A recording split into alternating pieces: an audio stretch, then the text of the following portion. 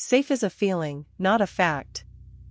I understood that intellectually for years before I understood it experientially, before I lived inside a situation that felt absolutely safe and turned out to be the most destabilizing thing I'd encountered.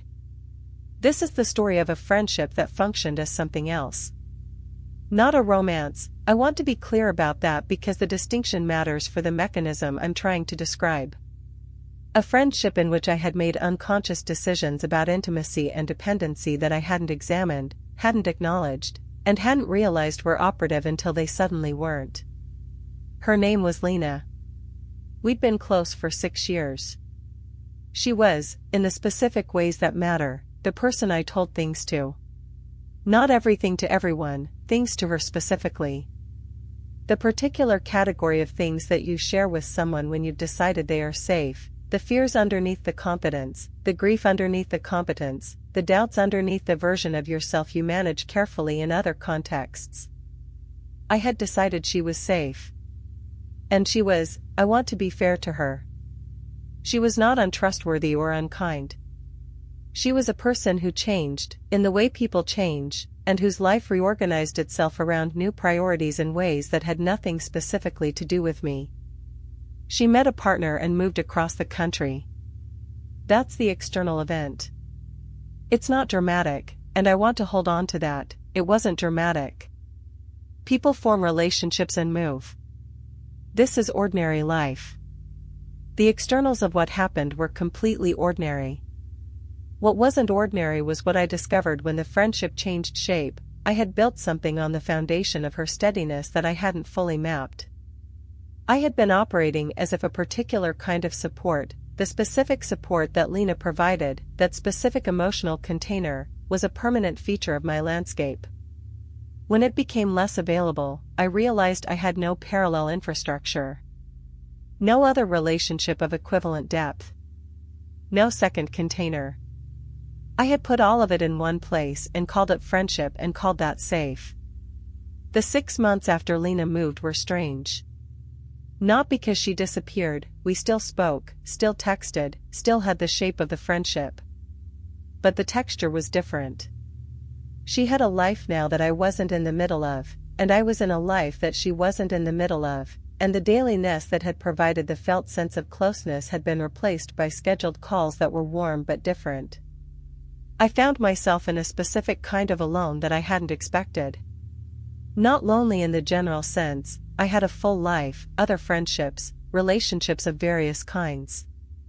But without the specific container that Lena had represented, I was aware of carrying things I'd previously been able to put down. What I was discovering, in real time, was the degree to which I had externalized my emotional processing. I had learned to do it by talking, to her, specifically, in the specific quality of conversation we'd had. Without that, I wasn't sure how to do it internally. The processing that I'd thought was mine was partly hers. It had been happening in the relational space between us. That's not necessarily pathological. Humans are relational creatures. Some of our psychological functioning is genuinely and healthily distributed across our close relationships. But the distribution I'd created was too concentrated. Too dependent on a single source. The way a financial investment is risky not necessarily because the investment is bad but because it represents too much of the total. Lena and I talked about it, eventually. One of the good conversations, the kind that our friendship had been built on. I told her what I'd discovered. She listened the way she always had. She said, "I think you're more capable of this than you've let yourself know." She meant the internal processing. The carrying of things that I'd learned to bring to her. She was right. The capability was there. I'd just never had to develop it fully because she'd been available. The year after that conversation I spent doing something that felt strange and slow, learning to be my own emotional container more completely. Not to need less from others, connection is real and necessary, and I was not trying to become an island. But to be able to hold things internally before bringing them to someone else. To process at least partially alone before I processed relationally. It's a skill. It turns out, like most psychological skills, that it improves with practice. The discomfort of not immediately externalizing something becomes more tolerable. The internal landscape becomes more navigable. You get better at staying with your own experience before it needs translation. What I thought was safe, the arrangement I'd made, the single-source emotional infrastructure, was fragile in a specific way I hadn't examined.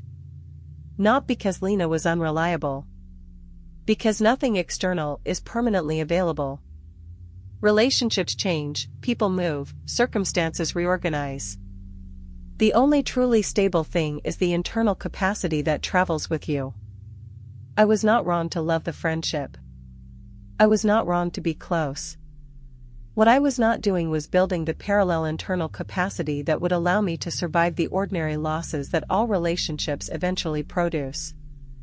I'm building it now. Later than I would have chosen. But building. The feeling of safe is real. It's worth pursuing. But it has to be built on something you own, not something you borrow. That's the lesson Lena's moving gave me. She didn't intend to give it. She was just living her life. The lessons from the people who love us are often the ones they didn't mean to teach. And often the most useful ones of all. Here is what I carry forward from this, and what I hope might be useful if you recognize any part of your own story in mine.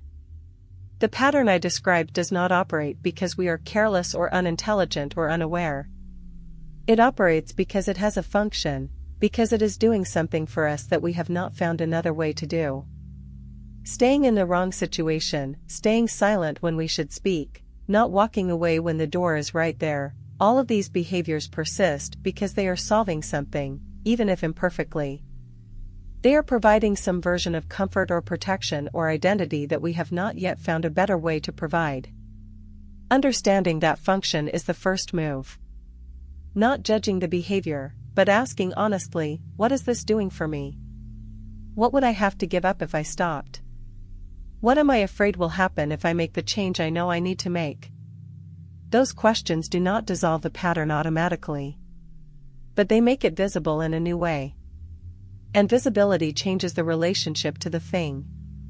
When you can see what something is doing, you can start to choose whether you want it to keep doing it. The change that followed was not easier because I understood the mechanism. It was the same difficulty. But I went into it knowing what I was moving through rather than being entirely inside it without perspective. That perspective is what I want to pass on here. Not the specific story. The structure. The shape of how we stay in things longer than we should, how we look away from things we can see, how we tell ourselves the thing will change without giving it a mechanism for changing. You are not alone in this. It is not a character flaw. It is how the human nervous system manages uncertainty and fear. But you can do something different. The doing starts with the looking. Look at it. Directly. Honestly. Without the story that makes it easier to carry. And then decide what you want to do with what you see. That decision, fully conscious and fully yours, is the only kind that actually changes anything. There is also something I want to say about the specific moment of turning toward rather than away, the moment when you actually do the thing you have been not doing. Because that moment has a texture that I was not prepared for, and that I think is worth naming so you know what to expect when you reach it. It does not feel like relief. Not at first. The moment of change, of finally having the conversation, or walking away, or saying the thing, or making the decision, often feels worse before it feels better. There is a period of acute discomfort in which the old equilibrium has been disturbed but the new one has not yet settled. You have stopped managing the avoidance, which means the thing you were avoiding is now fully present, no longer softened by distance. That period is real and it is temporary. I want to say both of those things with equal emphasis. It is real, do not be surprised by it, do not mistake it for evidence that you made the wrong choice. And it is temporary, it has a duration, and that duration is almost always shorter than the years of management that preceded it. The other side of that period is different. Not perfect, change does not produce perfection.